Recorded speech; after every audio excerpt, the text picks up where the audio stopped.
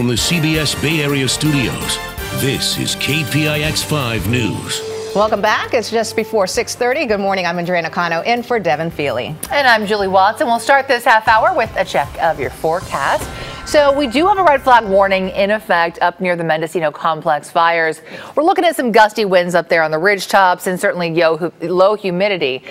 So there will be some extreme fire danger today. At least 18 significant wildfires continue to burn across California, and this weekend's weather could make things even worse. In Lake County, more mandatory evacuation orders went into effect after the winds picked up. The communities of Lucerne, Pepperwood Grove, Glen Haven, and Clear Lake Oaks were added yesterday to the mandatory evacuation list. The river fire has burned more than 42,000 acres in Lake and Mendocino counties. It has destroyed 41 homes and dozens of other buildings. It's one of the wildfires grouped together as the Mendocino complex fires. In Shasta County, which has seen devastation from the Carr wildfire, a so-called fire whirl is drawing the attention of the National Weather Service. It was last week when a rotating column of fire was seen in the middle of the fire.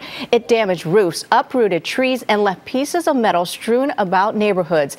The Weather Service now believes those winds were more than 143 miles an hour, equivalent to an EF3 tornado. More than 20,000 people remain under evacuation due to the Carr fire.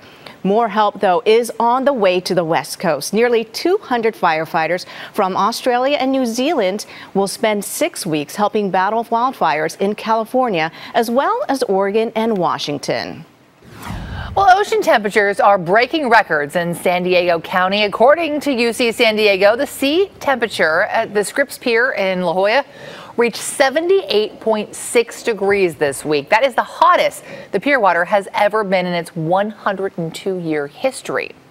Wednesday's temperature surpassed the previous record of 78.4 degrees that was set back in 1931.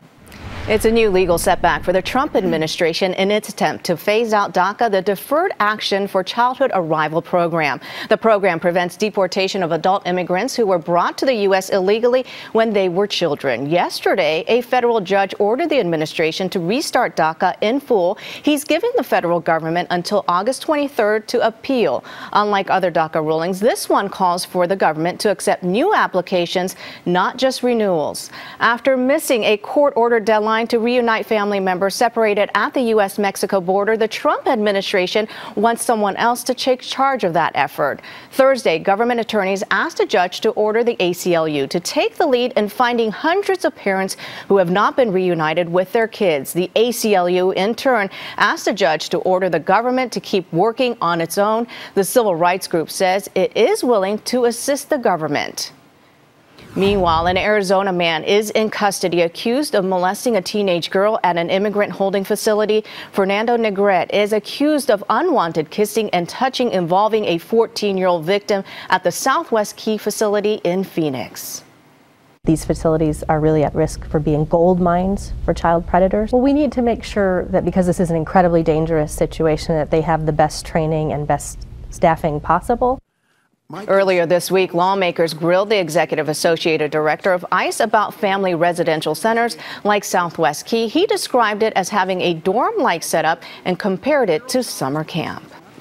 Well, prosecutors are portraying a former Trump campaign manager as a man who lived a life of luxury. Paul Manafort is on trial for bank fraud and tax evasion. Prosecutors are trying to show the jury how he's spent millions of dollars that he allegedly hid in offshore accounts. Now, prosecutors say the items purchased include a Python jacket for more than $18,000 and nearly $10,000 for a vest made from ostrich.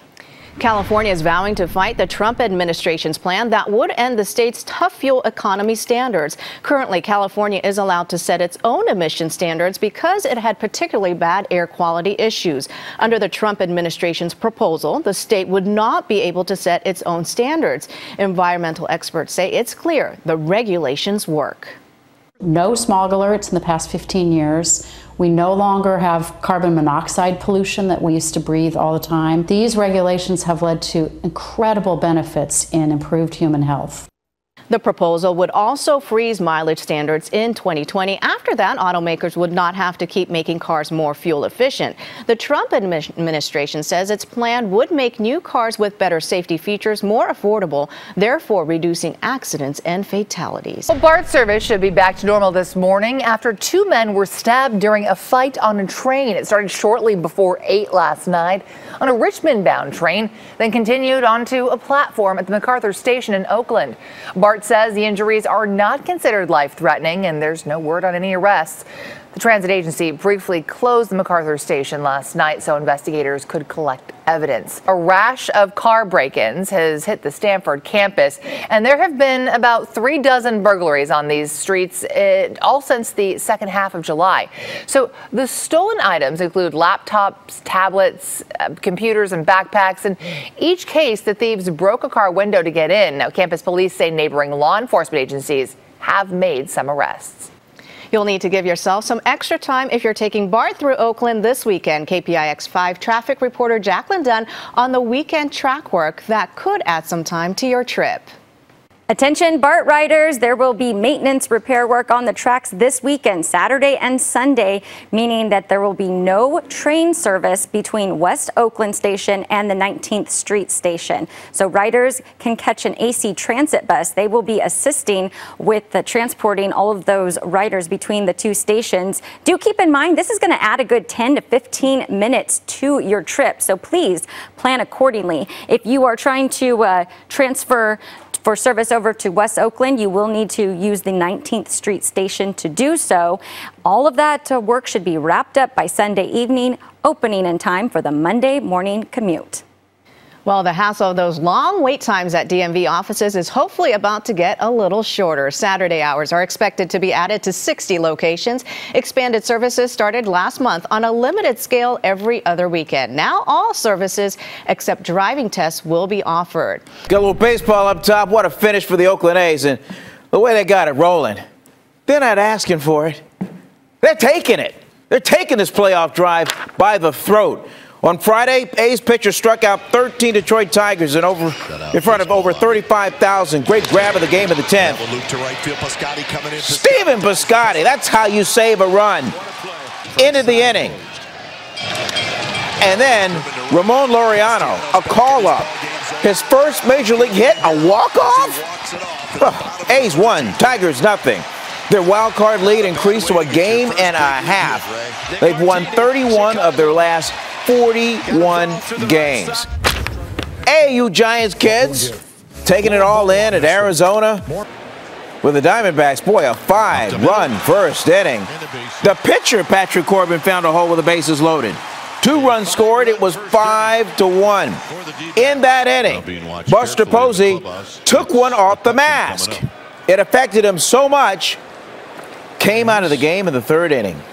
He is under observation for a possible concussion. Wow, the Giants lost the game.